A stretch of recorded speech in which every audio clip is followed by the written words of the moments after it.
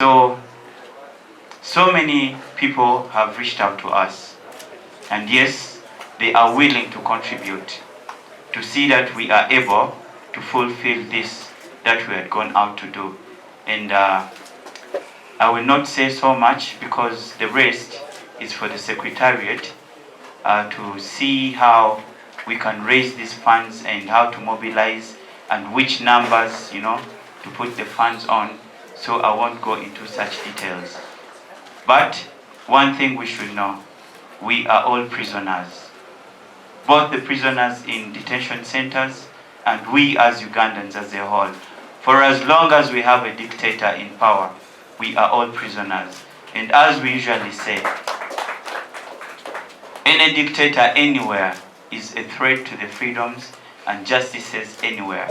So you saw what happened.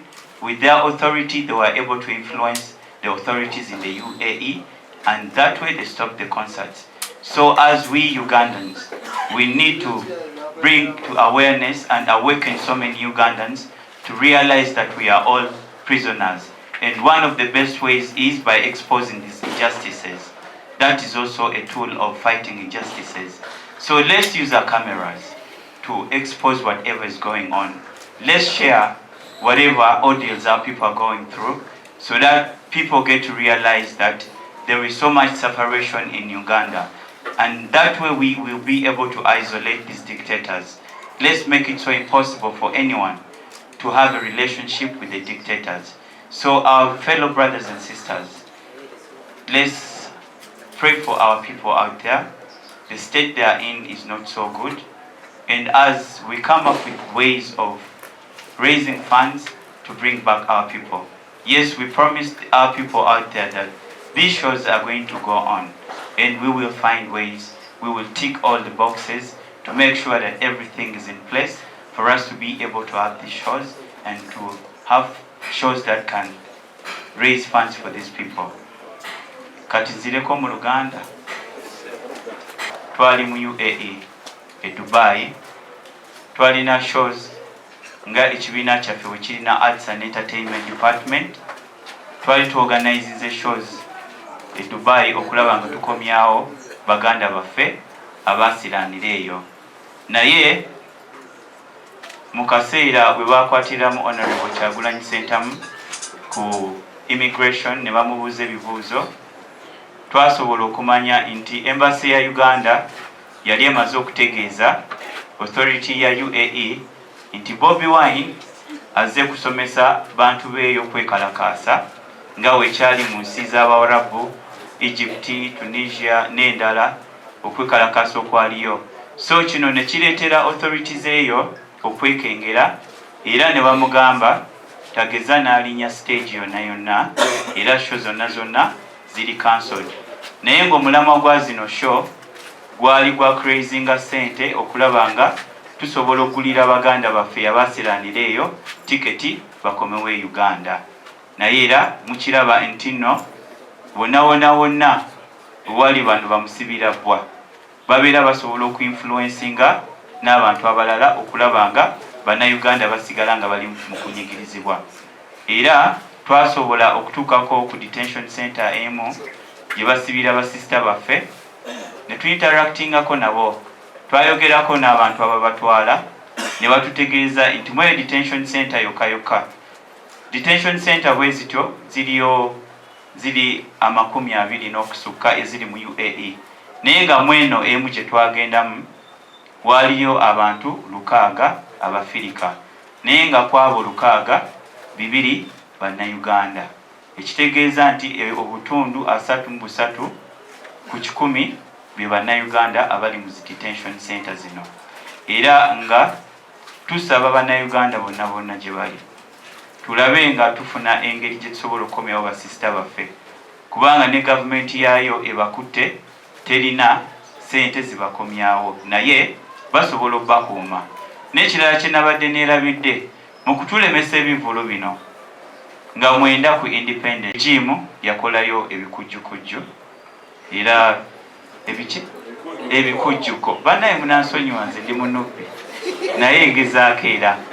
So bakolayo ebikujjuko nga era sente nyingi nnyo ze baateekamu, naye nga ogenda n'otunulira bino ebintu, zino sente ze bakolamu pate n'okupromotinga zi agenda zaabwe, baali basobola okuguliramu bannayuganda tiketi ne zibakomyawo ewaabwe, kubanga abaana abasinga baava wano ng'embeera ekaaye.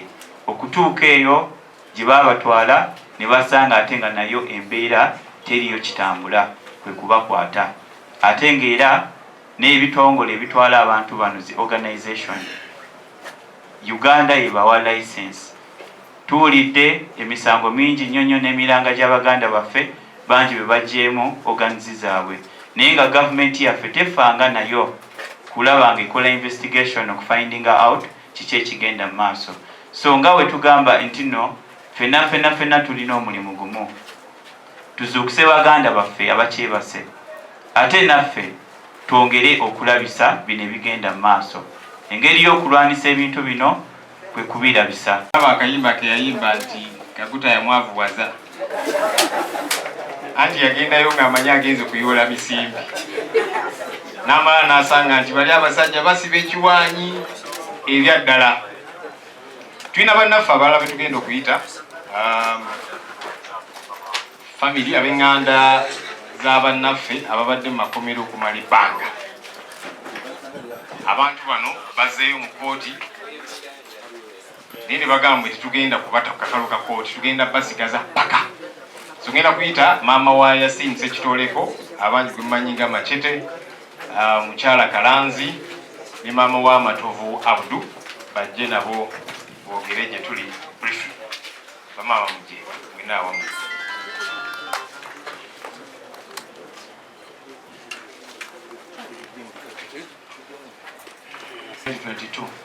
It's very, very unfortunate. I saw these mothers crying, all of them outside the court martial the other day, and it was very, very disturbing. Outside the military court, they are wailing because their children were being taken back into detention without even giving them a date when they will come back. So the challenge is to the Supreme Court and Mr. Onyidolo and his people, because the Constitutional Court already decided that trying civilians in military courts is unconstitutional, and the state appealed to the Supreme Court. Up to now there has been no hearing for that case. We want that matter to be resolved by the Supreme Court, so that in Uganda military trials of civilians are declared unconstitutional, because that goes against the UN standards, the international human rights standards, which Uganda is a signatory to, and all that. You cannot be trying civilians in military courts. So that is what I wanted to emphasize. And finally, to talk about the question of Dubai and Arab countries, the National Unity Platform is leading the effort of repatriating these our people. Our target is to bring back as many of those young people as possible. All they need is an air ticket back home, and we have seen many Ugandans willing to contribute. And so we have put in place numbers, several phone numbers, where Ugandans who want to contribute to this effort can contribute. And we are going to make these numbers available online on all our social media platforms, so that if you're there and you want to contribute towards the effort of bringing back these Ugandans, please do that. And these people will be able to return back home, because they are like orphans. The regime does not care about them. How about the legitimate regime, the legitimate government, which was elected by the people, takes charge? You know, we say that all of you know that NUP is a legitimate elected government of Uganda. So if the illegitimate regime does not do certain things, it is expected that they will not take charge. But let us, the people of Uganda, decide to bring these people back, to do one of our responsibilities. And we've done many other things. You've seen us carry out different activities of charity and others, and this is one of the things we want to lead and bring back our people to Uganda. So these numbers will be available online. I don't know if I should read them here.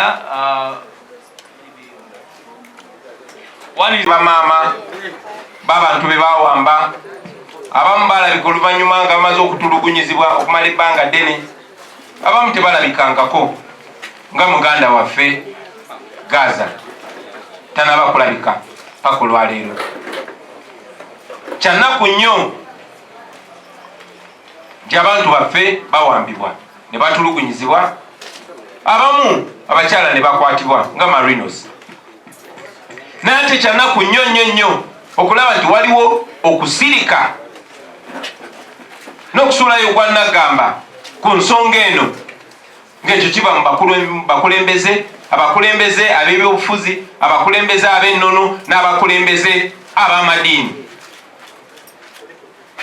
Kyannaku nnyo abakulembeze mwe abalondebwa abantu tulowooza nti tewali nsonga nkulu mu Uganda olwaleero okusinga okuwamba abantu. Bw'ate bannajjawwo ekiro abasirikale oba abapoliisi, ng'olabako bapoliisi n'omusirikale n'abakwatamundu abali mu ngoye eza bulijjo ne bakuba omuntu wo, ne bambula omuntu wo nga bwe bakola Kalanzi, ne bakwambula omusajja omukulu mu maaso g'abaana bo abalina okuba bakuumaddembe, ne bakubuzaawo. Bangi mumalabe babasse, bangi mumalabe babatulugunyiza. Kyewuunyisa nnyo gwe omukulembeze oba oli wa opposition oba toli, ng'eyo si ensonga enkulu, nga si ensonga gy'okulembeza. Ng'ogenda ku TV oba ku radio n'odda ku busongasonga, tewali nsonga nkulu mu ggwanga muno basebo ne bannyabo esinga bulamu bw'abantu baffe. Teriyo. Era mmwe abakulembeze abadda ku zi TV ne ku radio ne mutandika okweyozagagaza ku nsonga eno oba endala, ne mutandika okudda mu nsonga eza poliisi, muli mu kweruzaabuza, muli mu kubika kizibu kiri. Tewabangawo kizibu mu Uganda nga kino ekiwamba abantu panda gaali egenda maaso kati ekubisaamu ey'Amini emirundi egisukka mu 3. Eby'Amini babiwandikako buwandisi paka kati tukyabyogerako. Bino bigenda maaso olunaku lwaleero. So bw'obanga oli mukulembeze ng'oli eyo ng'eno ensonga tekwata kwekyegeza welfare y'abantu, bekyegeza obulamu bw'abantu bo tebukwatako. Abakulembeze abalala ab'amadiini bakadde baffe tubenyumirizaamu nnyo, naddala mmwe abavuddeyo ne musitula amaloboozi gammwe ku bulamu bw'abantu baffe, naye tetunawulira maloboozi gamala, kuba n'ekyokulabirako baakituwa dda. Ebyawandiikibwa biraga tewali nakyemalira ayinza kusinga Katonda maanyi. Nebukadduneeza yali tasinga Katonda maanyi, Amini yali tasinga Katonda maanyi, Hitler yali tasinga Katonda maanyi, ne Museveni tasinga Katonda maanyi. Mulekerawo okutulaga nti Museveni mumutya nnyo okusinga bwe mutya Katonda. Akwayo ebimanyiddwa tewabangawo ntiisa wano mu Buganda ng'entiisa eriwo olwaleero ey'okuwamba abaana baffe. Tebangawo. Kati musango okuba omusiraamu, musango okuba omuganda. Nze kennyini baali bampambyeko. Genda obuzeewo nebo zaake bwe baali bamukuba omusango oguba mu Bulanganga. Ne bano. Lwaki ekyo si kyekiri ku mumwa gwa buli mukulembeze? Fenno tulowooza nti kusema songa ettaano eza Buganda ye yandibadde kulembera obulamu bw'abantu ba Buganda. Obulamu bw'abantu oba oli Ankole oba oli Lwenzururu, obulamu bw'abantu bammwe bwe businga obukulu. Twagala nnyo okufiringa nti tuli baana bammwe mutulowoozaako nti tetuli byabambuzi, nti tetuli just numbers. We are people, we are being killed. Twagala okuwulira amaloboozi gammwe ku bulamu bwaffe. Bwe tutagawulira ku bulamu bwaffe tujja kuba tetwagala gawulira ku nsonga ndala yonna. We want to live, we want to be alive. Twagala kubeera balamu. Abaana baffe babawamba media kubanga nazo zikozesebwa kubika. Bawamba abantu baffe, bawamba abantu baffe, twagala abantu baffe, bawamba bakasitoma bammwe. This is a very serious matter and we want back our people. Mulekerawo okwekirinanya bannange, mulekerawo okusirika ng'ensonga eno egenda mu maaso basebo ne bannyabo. Mwe bannamawulire nammwe temuli seefu. Njogeddeko ku munnamawulire munnammwe Remi Bahati yavaayo na interviewinga Just Kakwenza. Kakwenza nannyonnyola ekyamutuukako nga bamuwambye ne bamutulugunya nga Muhoozi yennyini yamutulugunya. Kakwenza said it that Museveni's son Muhoozi himself took part in his torture. They intimidated her and ordered her to remove that interview and she refused. Bahati Remi munnamawulire munnammwe bamutiisatiisa ne bamugamba eyo interview gijjeeyo n'agaana ne bagenda ne bawamba famire ye ne bamala ennaku nnyingi nga babawambye. saalaba eyo nsonga bwe yakukola mutwe gwa makulu mumwe kasa titeifa ku bannayuganda tebaagala na baagala. Gavumenti ya wano ng'eyita mu embassy eya Uganda e Dubai baagenda ne bapokera gavumenti ya Dubai omugambo ne babagamba nti Bobi Wine ajja wano n'agenda kuyigiriza abantu kwekalakaasa. Mulabye okwekalakaasa okubadde mu nsi z'Abawarabu nga bajjako abakulembeze kyaleeta wano. Ne babagamba ebintu bingi nnyo era nagenza okutuuka nga banninze ne bankunya okumala essaawa 8 bambuuza ku NUP bambuuza buli kimu naye nga buli kye bambuuza kyenziramu. Nakirabye oluvannyuma nti babadde babatiisa butiisa era abakulembeze baayo ne banneetondera ne banta naye babadde already bamaze okuinfluencinga okustopinga concert yaffe era concert eyo neyimirizibwa. Kyanaku nnyo basebo ne banyabo nti twabadde tulina essuubi era singa embassy ya Uganda teyekiise mu kaweefuba oyo nkakasa nandibadde nkomyewo wano n'abaana baffe ekitono nnyo 400. nga bwe mbagambye nti twabadde tusuubira ekitono nnyo abantu 200 kuba concert yabadde mu kisaawe nga kisinga ne Cricket Oval naye kyalemeseddwa. Abaana abo basibiddwa, abamu bagenda mu myaka abalala myezi. Gavumenti ya Dubai kyetaaga kiri ekuzaayo ewammwe. Air ticket eri wakati w'75,000 ku 8. Bwe baya 8,000 gwe kitwale nti buli bantu 8 ababadde bayingira oyo omuwala omu yabadde addayo ewaka. Bwe babeera 8 abo 10 baddayo ewaka. Bwe babeera 8 tuba tukomyawo 10. Bwe babeera 8 tuba tukomyawo 10. Kati bala abalamu olabe. Kyanaku gavumenti ya Uganda yabiremesezza. Ate nno yandibiremesezza negamba temutubba koshofe katubeekomezeewo ne baganya bakomyawo. Enkeera ku independence wabaddewo n'ebikujjuko bya mutabani wa Museveni era mumanyi buli wagenda ateeka abantu bangi ku nnyonyi bagende balage nti alinayo obuwagizi n'abagulira n'ebiyingula by'emmere. So gwe kitwale nti biliyoni za sente ez'omuwomusolo mu kifo ky'okukomyawo abaana baffe zakozesebwa ate kugenda mutabani wa Museveni kweraga eri nakulaga lyanyi. So yeyo gavumenti ebafuga basebo ne banyabo. Kyanaku nnyo tiwe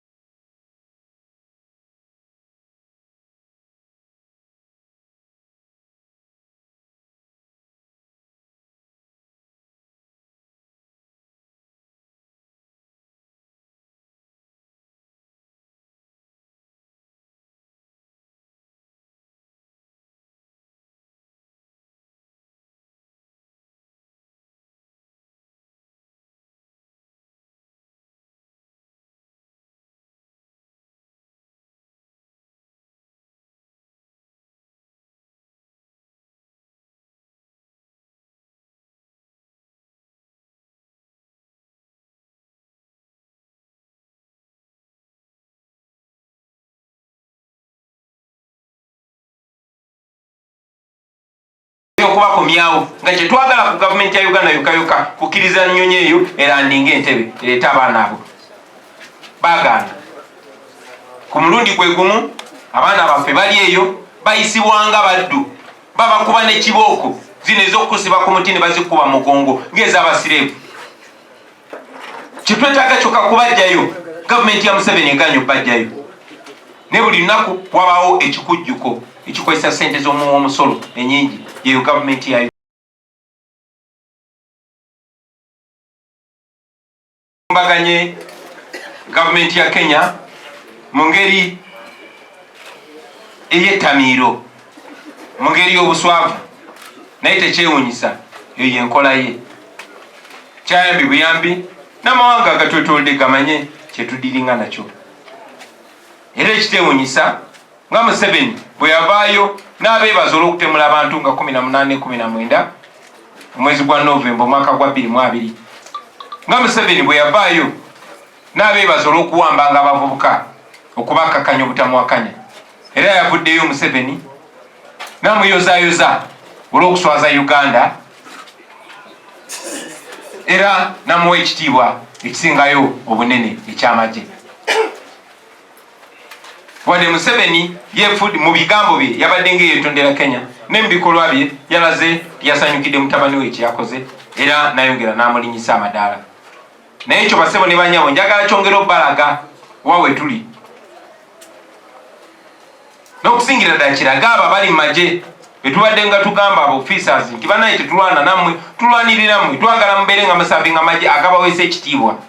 Kati mulabye nti basobola okuleeta okuzaala omwana jjo ne bamukuza n'omusalutinga.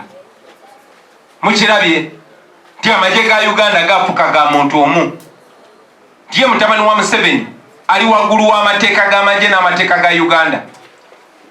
Ebintu byakola singa omusirikale omulala yabikoze mwena mumanye kyandibaddewo. Mwalaba kye bakola Dr. Besigye, mwalaba kye bakola Tinyefunza, mwalaba kye bakola Tumukunde, ne mutabani wa Museveni akola buli kigaanibwa amateeka g'amagye n'ag'eggwanga ne nasigala ng'ayinaayina. So y'ensonga basebo ne bannyabo. Oba oli awo y'ensonga lwaki abasirikale aba ali outspoken nga Kasirye Gwanga nga tebakyali naffe ngera bagenda mu ngeri etannyonnyolwa paka kati etategerekekanga. Mu kaseera ke kamu njagala obatumirako mwenna abajenero abali eyo nti muwulira mutya.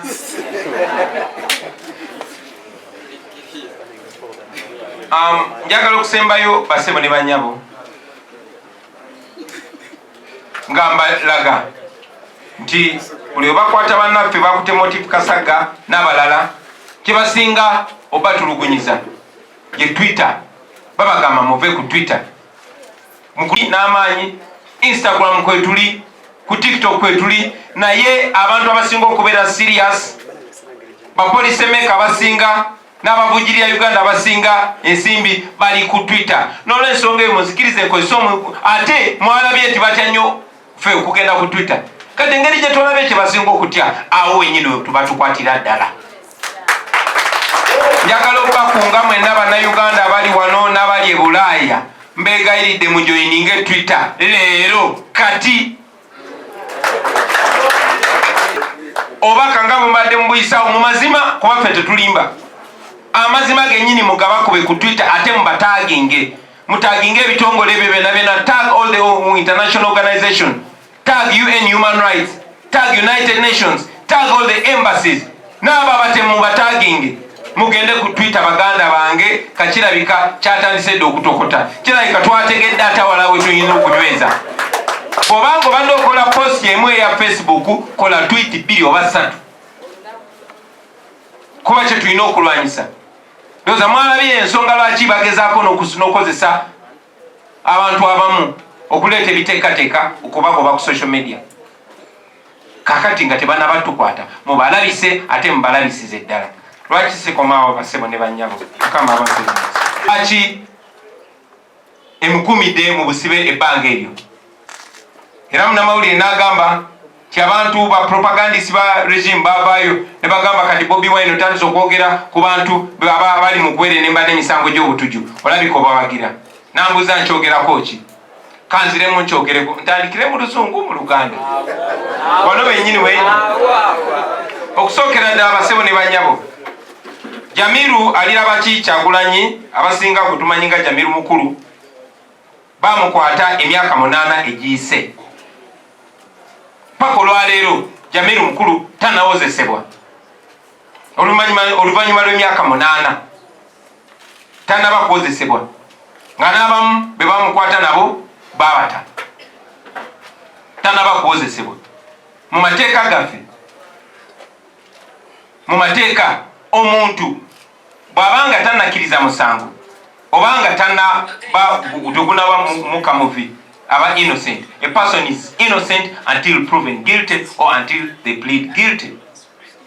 N'olw'ensonga eyo twagala gavumenti eveeyo etunyonyole lwaki emyaka 8 oluvannyuma lw'emyaka 8 Jamiru mukulu tannawozesebwa kuba naye muntu ng'abalala.